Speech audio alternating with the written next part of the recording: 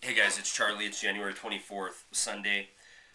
5,654,544. That is the number that's on the board, and that represents the number of people who are currently drawing emergency extensions on their unemployment benefits.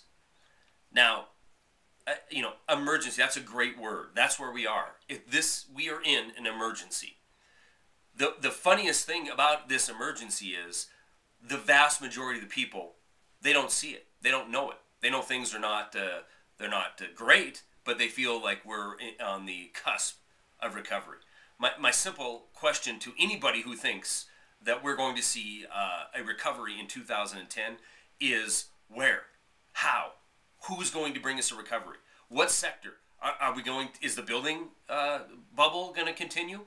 Are we going to keep building houses and the value of them is going to keep rising? Is that what's going to happen? I don't think so. We're overbuilt by years as it is right now.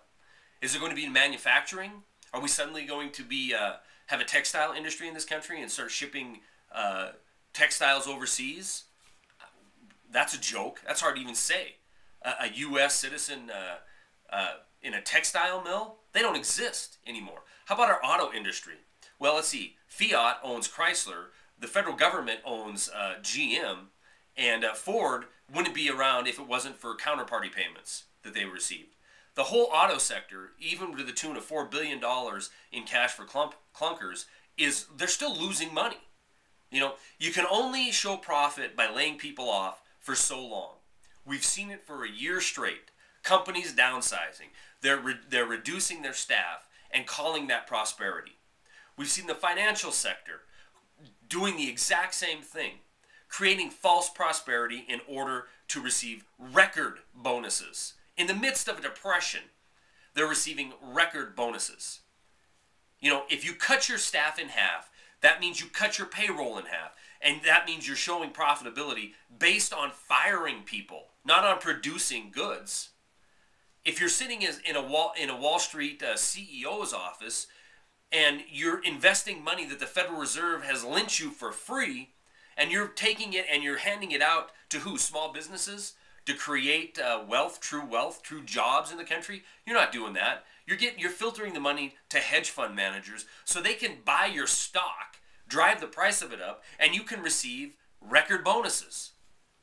Or you have some kind of fancy algorithm type computer system that is front-running trading on Wall Street, so you can dump shares when you see sells coming, or you can buy when you see buys coming. The whole enterprise is criminal and corrupt. And we're sitting here thinking that just around the corner, let's wait for spring. The tourist season is going to bring recovery.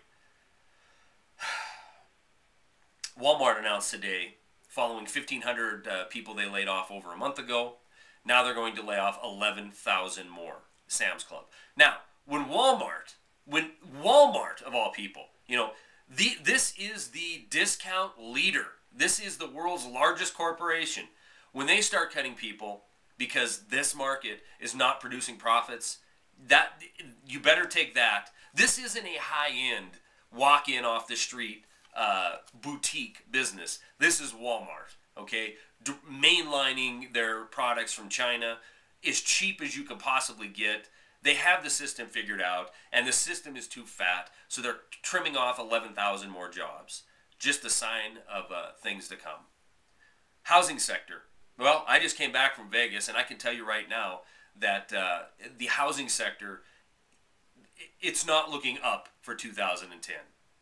The main chatter at the booths in Vegas by everybody down there, if they sold a product or they tried to lend you money, is tax credit. How can you get your tax credit? That we're building economy now on how to get money from the government.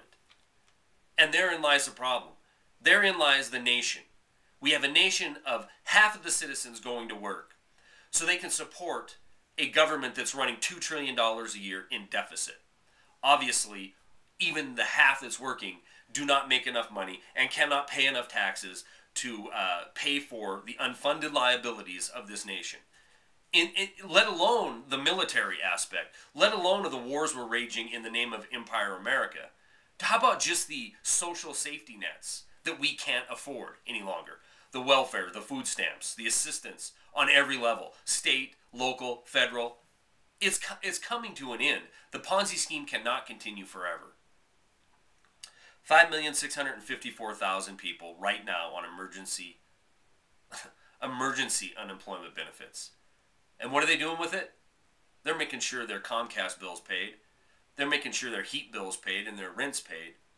The second that the Ponzi scheme falls apart, the second that there's no longer keeping the genie in the bottle, that the system is broke beyond repair, that we can no longer have jobless recoveries, we can no longer print money in perpetuity and create bubble after bubble.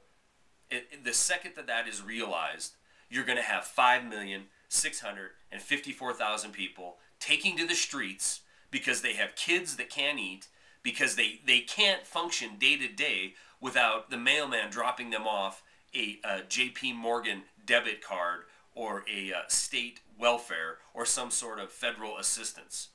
When that comes to an end, society is coming to a screeching halt in this country. Civil unrest will be the word of the day. Prepare, folks. Prepare. That's all I got.